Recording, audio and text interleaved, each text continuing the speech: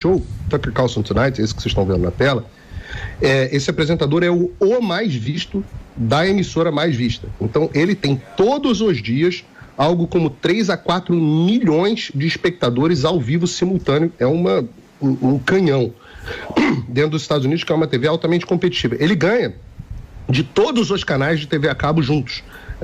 Canal de culinária, canal de esporte, ele ganha de todo mundo. Então, é um programa que todo mundo senta para assistir, e não é só de supremacista branco, não. Ele ganha em todos os perfis demográficos do país. Então, é um programa muito importante.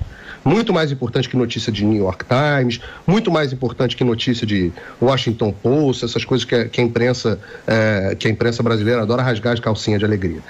Esse é o programa realmente mais importante dos Estados Unidos. Ontem e anteontem, ele abordou a questão das eleições americanas.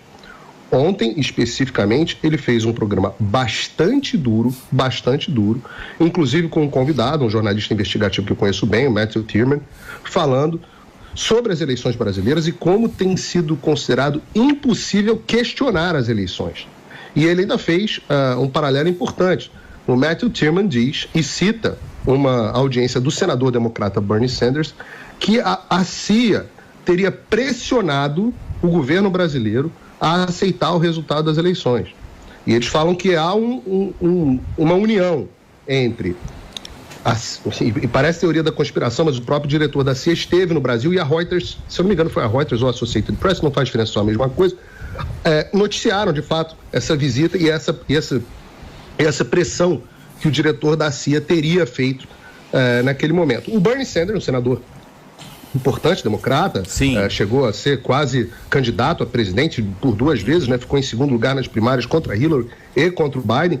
O Bernie Sanders falou, de fato, o diretor da CIA já foi lá para pressionar o governo brasileiro a garantir que o resultado, o que tiver nas urnas, vai ser aceito.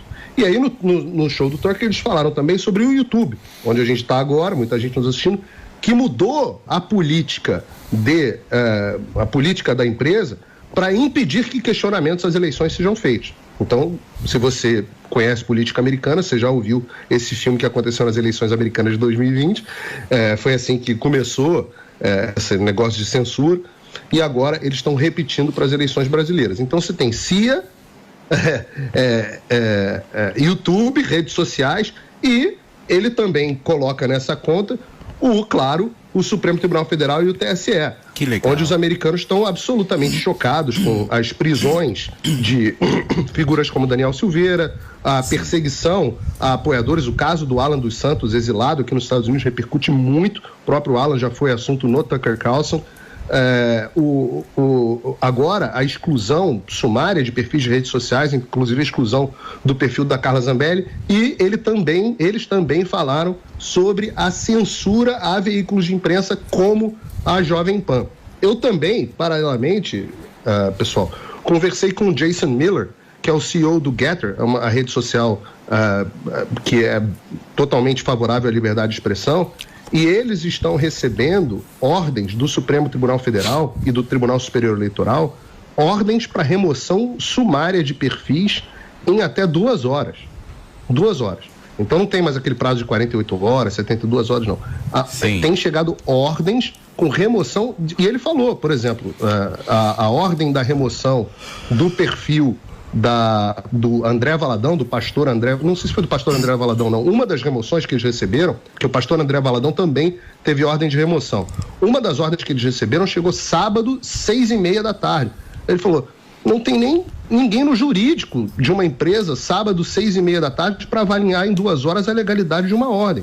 Então nós estamos simplesmente, não tem tempo para recurso, não tem tempo para nada. Então nós estamos simplesmente à mercê de um ditador que tem imposto ordens. Lembrando, esse Jason Miller foi o mesmo que foi detido quando veio ao Brasil por ordem do próprio Alexandre de Moraes. Então, e isso também repercutiu muito. Vejam o tamanho da repercussão na imprensa internacional da desgraça institucional que vive o Brasil. Essa ideia de que o Lula vai trazer o respeito do Brasil no exterior, isso é balela para leitor de New York Times. Aliás, até o New York Times já está questionando o Xandaquistão. Mas, assim, de um modo geral, os desmandos que o Alexandre e companhia vem fazendo no Brasil estão se tornando objeto de... estão prejudicando drasticamente a imagem do Brasil no exterior. Uai, seu app de vídeos curtos.